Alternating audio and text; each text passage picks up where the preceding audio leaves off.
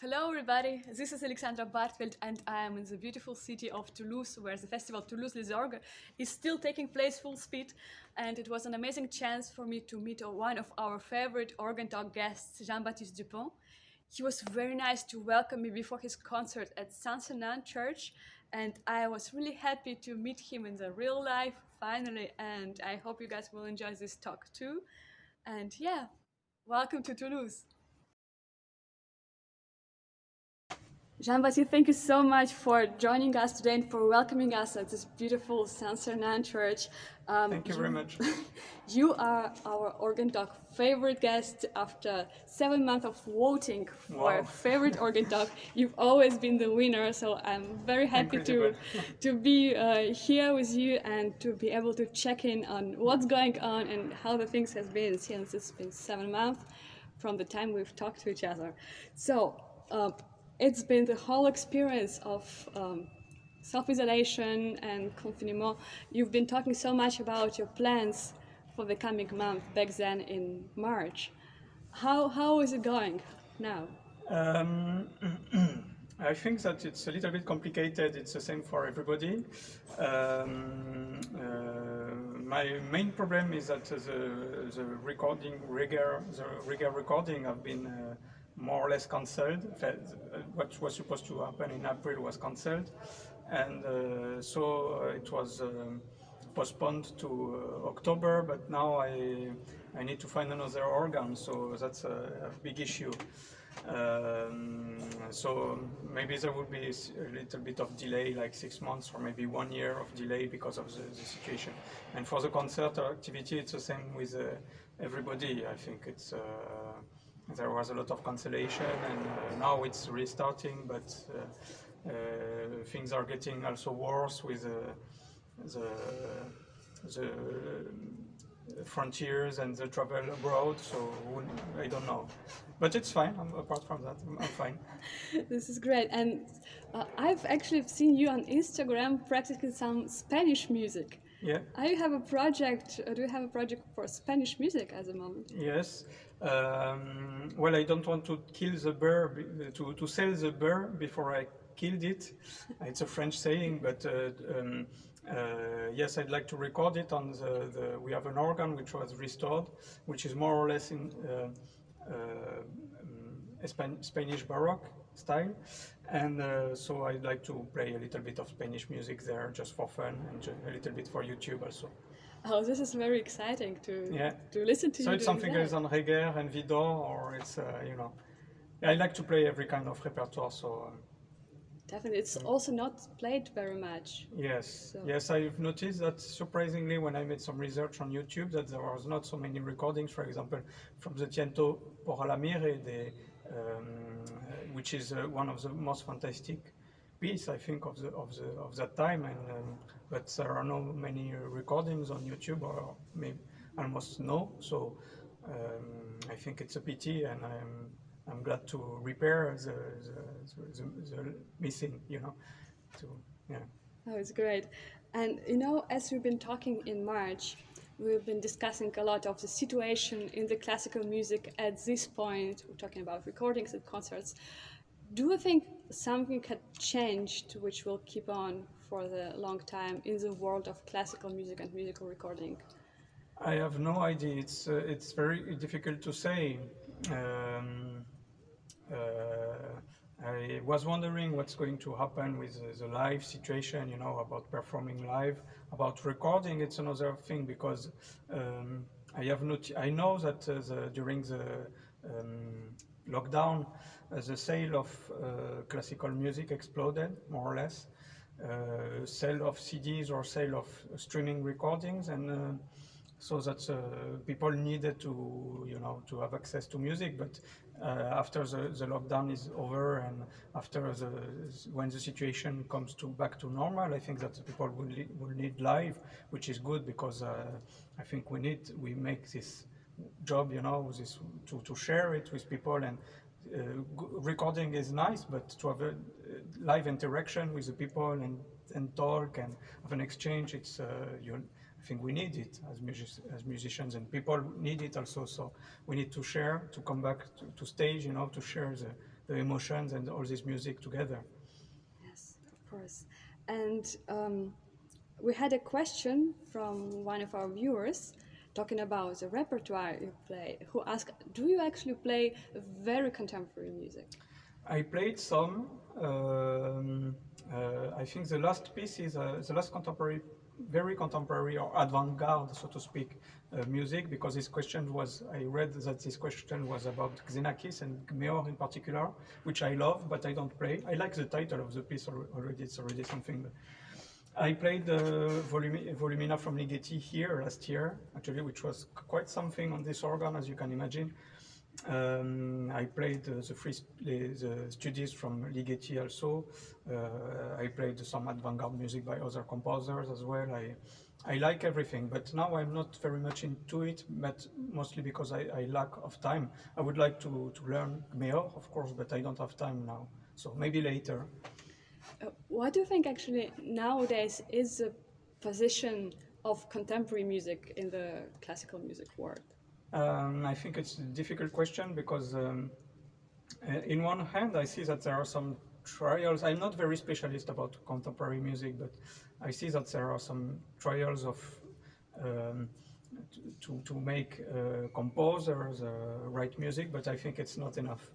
I think if you compare with old time, you know, the 19th century, beginning of 20th century, or before that, Baroque time, there was a lot of, how would you say, a lot of sponsors. Like the Catholic Church was one of the main sponsors for the composers, or private sponsors who gave money to the composer to write music. And this has disappeared. It's very marginal now, and it's such a shame, you know. It's such a shame. I wish that there was more opportunities for composers to write music, and I'm happy about the process. I know the process of working with composers on new music when you have to perform the piece for the first time, and it's such a nice work. It's very fascinating to see the maturation of the piece, to make comments, etc., etc. I also compose a little bit, so I regret that it's not enough, in my opinion. I hope that in the future it will come back in fashion. You know, everything is about fashion, so maybe it will come back in fashion. Is everything you compose published or available to Not listen? yet. No. Soon. Oh, this is exciting Yeah, news. yeah. This is really good.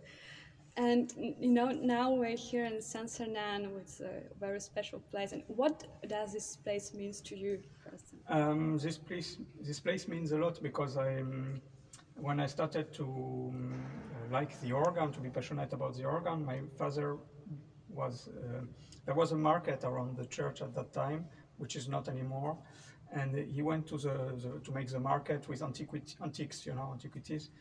And while he was doing that, I was here on the Sunday morning hearing the mass upstairs next to the organist of the time, and being fascinated about the organ and the sound. It was too loud for me. I was 12 years old, you know, I had to cover my ears, but it's a long story. It's a long story. Now I am not in charge of the instrument, as everybody knows. It's Michel Bouvard, the boss here, who was my former teacher. You will talk with him soon. But I'm very glad to be part of the team of the organist here, because it's such fantastic. I mean, it's such a fantastic instrument. So it's very comfortable for me, because I don't really have a responsibility of the instrument, but I can play it very often and share it with people via Instagram and YouTube and so on. And I'm very glad to do that. What a beautiful, beautiful journey to go from being a young musician to growing up to work here. Yeah. This is amazing. I was grown up with this kind of sound, you know. I played several organs by Cavaille-Coll in my youth. The Jésus, where you played, it was my practice organ when I was 12 or 13. So it's part of my musical life, you know, and it's something I have in my heart and in my brain, you know. So yeah, and that's why I'm very happy actually to perform the 8th Symphony from Vidor, because it's also a piece that I was listening to when I was a child, you know, in my bed with headphones before sleeping, and like, you know, and endless, non-stop. I really loved this symphony, and I don't know why it took so long that until I played it and started to learn it. But now I did the recording, and tomorrow I'm performing here, and I'm so happy. Really, it's great. Can you tell us more actually about the coming concert? And also, I think that you're playing a special version. No, I just play the last version. His last version, which is the last published version. So the only thing which is special about this movement is that the symphony is that there is one movement less than in the earlier versions, which is a preludium, which is kind of preludium from the variations. So, but I find this version more consistent because he corrected a lot of things from the previous movements, and I think now it's much better. I find, of course, it could be debated and discussed, but I find this version, the last version, more, how to say, coherent and with maybe some mistakes corrected by the composers, and I just prefer this version, so that's why I play it. This is the last version. But it's still the longest symphony, I think, from Widor, so it's long enough, even without the prelude. Yeah. And you travel a lot, you play a lot of concerts, and how does it feel for you to play, for example, a symphony of Widor here on the Cavaille-Coll organ, and then go to an instrument which has a sequencer and it's very different and stuff? Yes, well, I mean, it's much easier to play an organ with a sequencer and all the heads, especially because I'm not very comfortable about having assistants on both sides, and you have to practice for the assistants and not just for yourself. So it needs a little bit of time.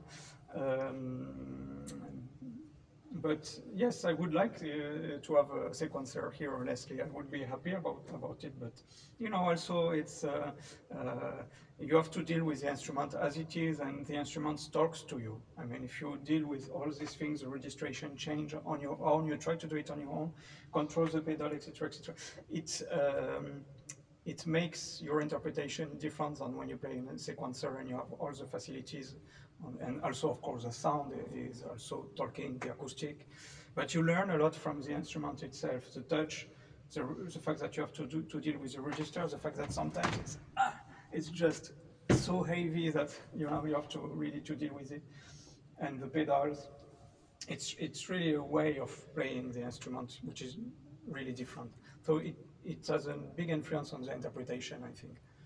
And by the way, talking about this instrument, what do you think about the swell box pedal in this instrument? It's a little bit heavy, but when you get used to it, you know how to deal with it.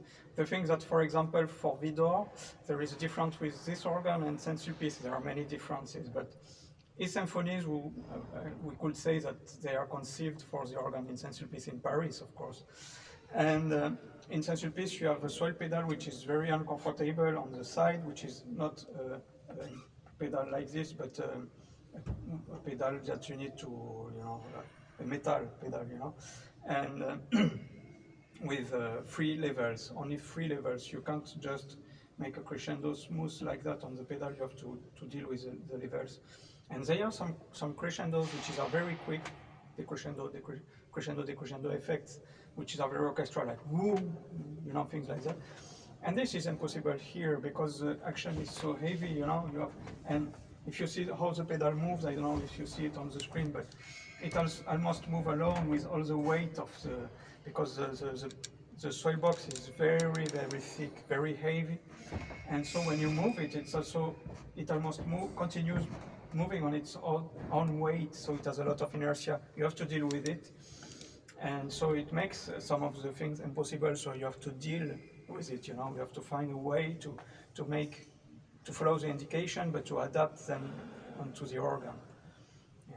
So, but for me it's not a big issue because I'm used to it, but it's true that it's very heavy.